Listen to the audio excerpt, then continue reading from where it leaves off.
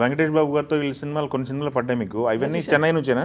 లేదు లేదు, వెంకటేశ్వర ఇక్కడ చేశాను. సురేష్ ప్రొడక్షన్స్ వరుసగా చేశాను సినిమాలు అప్పట్లో. ఓకే, వెంకటేష్ బాబు సినిమాలు అన్నీ ఇక్కడ సురేష్ ప్రొడక్షన్లో ప్రతి సినిమా ఉండేవాడిని నేను ఆల్మోస్ట్. అదే అదే ఎక్కువ సినిమాలు రిపీట్. నాయుడు గారు ఉన్నప్పుడు వాళ్ళకి ఆస్తాను. అవునా? అప్పటికి నాయుడు ఉన్నంతకాలం ఆస్తాను నేను. ఆ తర్వాత ఇంతవరకు చేయలేదు నేను సురేష్ ప్రొడక్షన్స్. అవునా? నాయుడు గారు ఉన్నంత వరకు ఇక్కడ అహనా పెళ్ళి అంటే ఫస్ట్ పిక్చర్ జంజాల గారి. అవును. అక్కడి నుంచి నాయుడు గారు ఉన్నంతకాలం చేశాను, చాలా వరకు చేశాను. దాదాపు 70% సినిమాలు చేశాను నేను. డైలీ వచ్చి కూర్చునే వాళ్ళు అంటే ఆయన నాయుడు గారు ప్రొడ్యూసర్ గారు గ్రేట్ పర్సన్స్ అండి. అదే చెప్తున్నాను, చాలా నాకు అదృష్టం ఏంటంటే స్టోరీలో కూడా ఇన్వాల్వ్మెంట్ ఉండేది, ఆన్ లొకేషన్ ఉండేవాళ్ళు, ఆన్ సెట్ ఉండేవాళ్ళు. ఆయన వర్క్ ఉండే డైరెక్టర్ని డిస్టర్బ్ చేసేవారు కాదు ఆయన. బట్ ఆయన లొకేషన్లో 7 o'clock లొకేషన్లో ఉండేవాడు ఆయన. ప్రతిరోజు 7 to 9 లొకేషన్లో ఉండేవాడు. ఫస్ట్ షాట్ తీయించి వెళ్ళి ఫ్రెష్ అయ్యి వచ్చేవాడు ఆయన.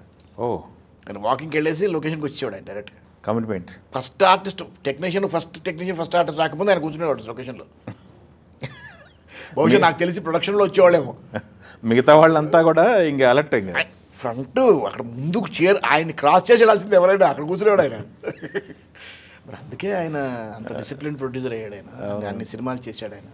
ఈ గోల్డెన్ ఎరా అంతా చూసారు సార్. యా ప్రజెంట్ 23-24 వరకు కూడా గోల్డెన్ ఎరా చివరంతా చూశానండి. ఎస్ చూశారు. ఇప్పుడు ప్రజెంట్ ఉన్న సిచ్యువేషన్లో కూడా సినిమాలు చేస్తున్నారు మీరు. డిఫరెన్స్ చెప్పమంటే ఏం చెప్తారు సార్? ప్రొడక్షన్ అప్పుడు ఒక ఫ్యామిలీలో ఉండేది, ఇప్పుడు స్కాటర్ అయిపోయింది. అప్పుడు జాయింట్ ఫ్యామిలీలో ఉండేది ఇండస్ట్రీ అంతా. అవును. ఇవాళ న్యూక్లియర్ ఫ్యామిలీ అయిపోయింది. సింపుల్, అంతకన్నా చెప్పడం లేదు. జాయింట్ ఫ్యామిలీస్ న్యూక్లియర్ ఫ్యామిలీస్ అయితే ఎట్లా అయిపోయింది, అలాగే అయింది ఇండస్ట్రీ కూడా. చెన్నైలో ఉన్నంతకాలం it was joint family. Hyderabad వచ్చిన తర్వాత న్యూక్లియర్ ఫ్యామిలీ అయిపోయింది అన్నీ. అక్కడ చెన్నైలో ఉన్నప్పుడు ఏంటంటే ఎక్కడైనా ఒక సినిమా స్టార్ట్ అయితే ఇండస్ట్రీ మొత్తం తెలిసిపోయేది. ఆఫీస్ ఎక్కడ, ఎవరు మనుషులు, ఏ ఆర్టిస్టులు, ఎవరు కాస్టింగ్ మొత్తం అంతా తెలిసిపోయింది. ఎవరిని కలవాలి, ఎవరిని కలవాలి అన్ని డైరెక్ట్గా. అండ్ అక్కడ ఏంటంటే ఎవరికి రిస్ట్రిక్షన్స్ లేవు ఇప్పట్లాగా. ఇప్పుడు ఇక్కడ ఎవరైనా కలవాలి అంటే చాలా కష్టం. అప్పుడు అసలు కష్టమే లేదు. మీకు కూడా కష్టమే, జస్ట్ కీప్ వాకింగ్. అంటే ఐ మీన్ మీ బోటోళ్ళు కూడా కష్టమేనా? ఎవరికైనా కష్టమే.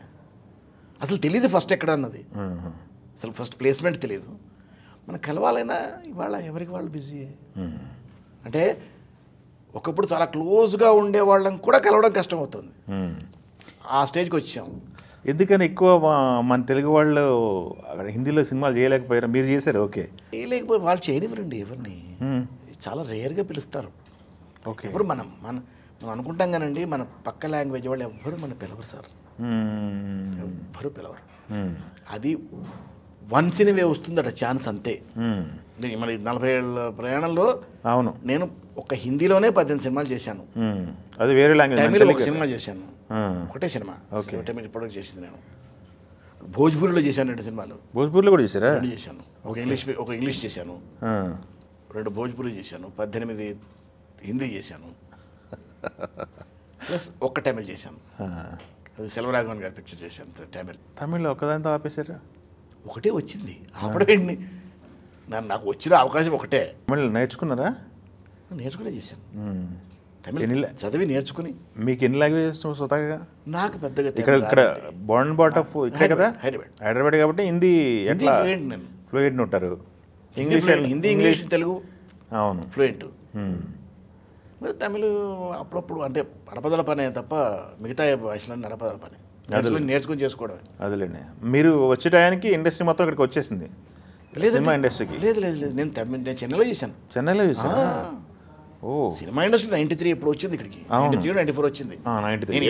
85 నుంచి ఉన్నారు కదా. 85 నుంచి వస్తున్నాను నేను. నా సినిమా కోసం అటు వెళ్ళి వచ్చేవాడిని, చెన్నైకి వెళ్ళి యాక్ట్ చేసి వచ్చేవాడిని, మళ్ళీ చెన్నైకి వెళ్ళి డబ్బింగ్ చెప్పేవాడిని. తర్వాత డబ్బింగ్ హైదరాబాద్కి షిఫ్ట్ అయింది. అవును, చెన్నైకి వెళ్ళి హైదరాబాద్ డబ్బింగ్ చెప్పి వచ్చేవాడిని, చెన్నైకి వెళ్ళి షూట్ చేసి వచ్చేవాడిని. వెంకటేష్ బాబు